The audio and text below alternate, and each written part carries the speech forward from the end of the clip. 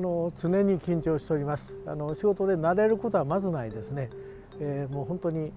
今日はこういうところでといういつも行ってるところだと思っていても、それぞれお客様の感じ方が違いますので、いつも何かそれなりに緊張しておりますね。どんなことを言われるかどうかということで。でも緊張することが一番ということで、もう慣れてしまったり、慢心ではないですけどもね、慣れてしまって、いつものようにやればいいわというようなことではダメだと思いますね。初舞台の気持ちでね、やりなさいという。この仕事をしていて一番大事なことは、やはりお客様が一番ということですね。お客様がどのように思っておられるか、言うとお客様の立場に立って物事を考えていくという、それが一番大事かと思います。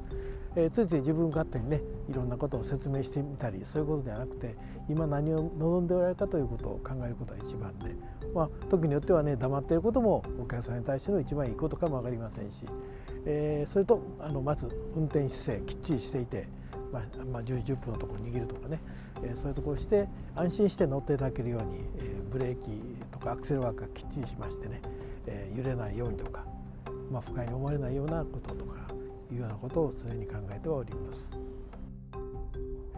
中村俊夫でございます。40年間 MK でドライバーとして勤めてまいりました。いろんなお客様をお乗せさせていただきました。中には世界のね VIP の方もおられたり、政治家の方もおられたりしましたですけども、一人一人がね、私にとっては大事なお客様でございますので、それを大事にしていきたいと思っております。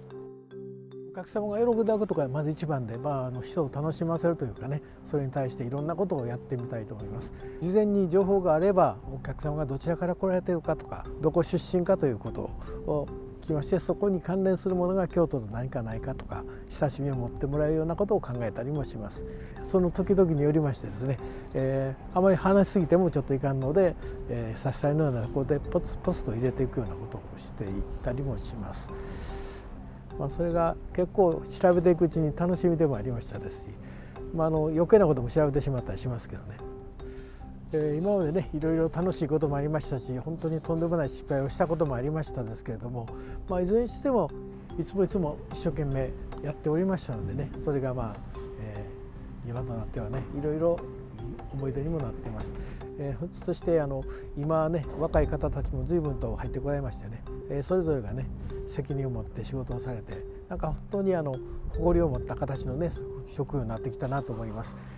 入社した頃はね、本当にタクシーに乗るんかというような感じでね、自分自身も自分の仕事を卑下していた時期もありましたですけども、今はね、本当に胸を張ってね、